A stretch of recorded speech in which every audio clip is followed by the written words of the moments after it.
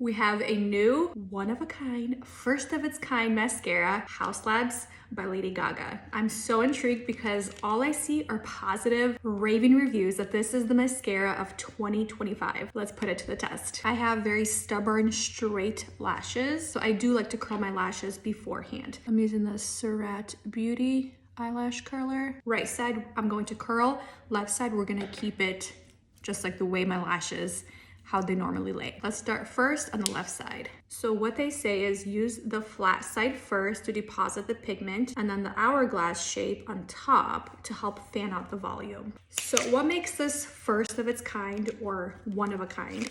They're using a vegan bee silk formula. It's a bioengineered polypeptide that wraps lashes in invisible web-like matrix for a soft, flexible hold, and also provides that buildable volume while strengthening your lashes. I do like the one coat. It's giving me a good amount of length, but it's not really lifting and curling my lashes. On the right side, where I curled my lashes beforehand, I'll just do the mascara the way I usually like to apply it, which is the tips first, coat that in the mascara, which with this one, it's really easy because the formula is so pigmented, and then gently roll from middle to tip and then root to tip to build up that formula and volume.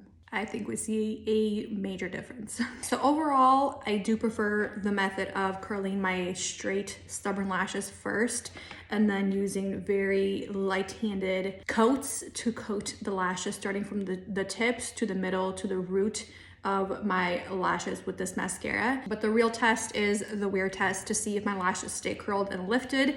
And of course, if there's any smudging, flaking, transferring of the new Haus Labs by Lady Gaga mascara. It's been almost 3 hours and this is what the eyes are looking like.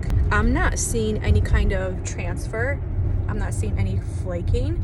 So that's a huge, huge positive. It's been 6+ hours. There is a little bit of transfer and a little bit of smudging on the lower lash line. 12 hours in, and this is what the makeup is looking like, the mascara, the Haus Labs. But you can see quite a bit of raccoon eyes under my lower lash line. Overall, I honestly don't know what I expected out of this mascara, but I expected it to wow me, to make my natural lashes look incredibly lengthened and volumized, lifted and curled, but I wanted a lot from this mascara. This is a $29 mascara. I am slightly disappointed from this formula. Again, natural lashes that are not curled with an eyelash curler, and this is curled with an eyelash curler. I thought it was just gonna give me something different that no other mascara has given me. I guess it just depends on what you're looking from your mascara. This one to me